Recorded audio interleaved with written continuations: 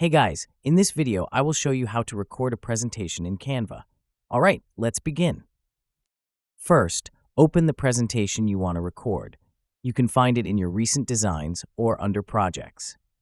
If you have not created one yet, you can use Canva's presentation templates to start from scratch.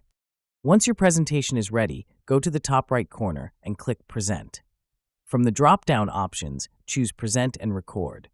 Make sure you are on the first slide, then click Next. You will now enter the recording studio. Canva will ask for permission to access your microphone and webcam. Allow access to the devices you want to use. After that, click Start Recording. A countdown will begin, and then you can start your presentation. During the recording, you will see a timer in the top left corner and a recording indicator in the bottom left. You can also add speaker notes for reference. Navigate through your slides while speaking, and Canva will record both your voice and the on-screen presentation. When you are done, click End Recording.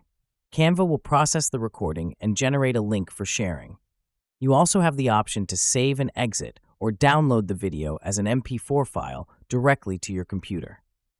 So that's basically how you can record a presentation in Canva.